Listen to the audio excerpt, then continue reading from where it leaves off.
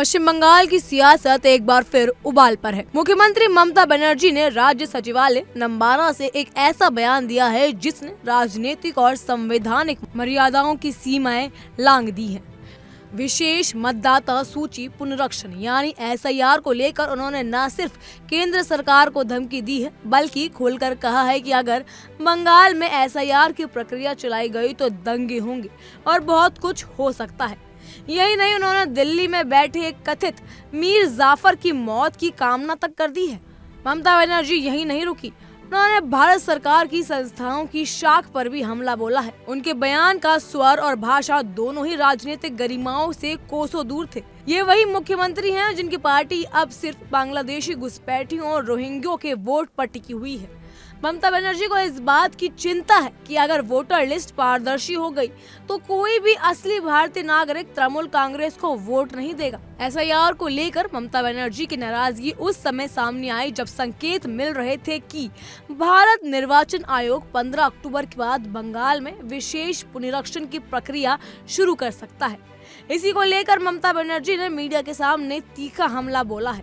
उन्होंने कहा है कि किसी खास समुदाय के लोगों के नाम अगर मतदाता सूची से हटाए गए तो वो बर्दाश्त नहीं करेंगी। उन्होंने निर्वाचन आयोग से न खेलने की चेतावनी तक दे डाली। मुख्यमंत्री ने ये भी कहा कि बंगाल में त्योहार का मौसम चल रहा है और उत्तर बंगाल में बारिश और भूस्खलन के कारण कई इलाके संकट में हैं। ऐसे में लोग दस्तावेज कहां से लाएंगे?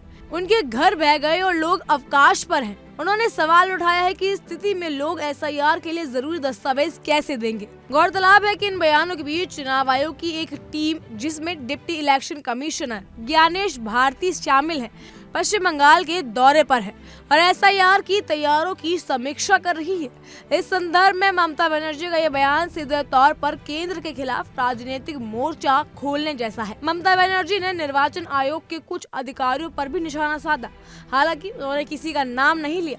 उन्होंने कहा कि एक अधिकारी पर भ्रष्टाचार के कई आरोप हैं और वो सही समय आने पर उन आरोपों को उजागर करेंगी। साथ ही ये भी कहा कि वो अधिकारी राज्य सरकार में अधिकारों को अनावश्यक रूप से डरा रहा है।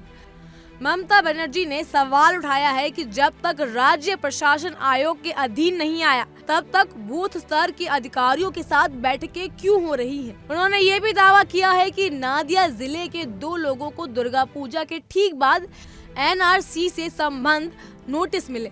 ममता बनर्जी ने आरोप लगाया है कि ये SIR के नाम पर राज्य में NRC थोपने की कोशिश है। उनका कहना था कि केंद्र सरकार SIR की आड़ में मतदाता सूची से असली मतदाताओं के नाम हटाना चाहती है और ये सब एक साजिश है।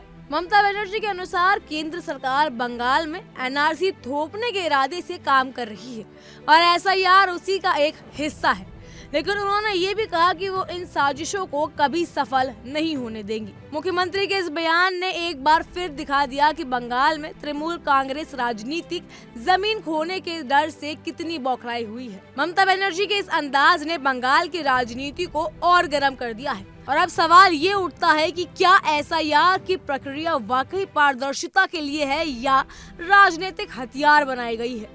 क्या बंगाल में एक बार फिर राजनीतिक टकराव का मैदान बनने जा रहा है? क्या बंगाल में राजनीति के नाम पर जंगल राज चल रहा है? इसका जवाब तो आप ही कमेंट सेक्शन में दे सकते हैं। फिलहाल के लिए इतना ही। तमाम खबरों के लिए फॉलो कीजिए इंडिया डेली को।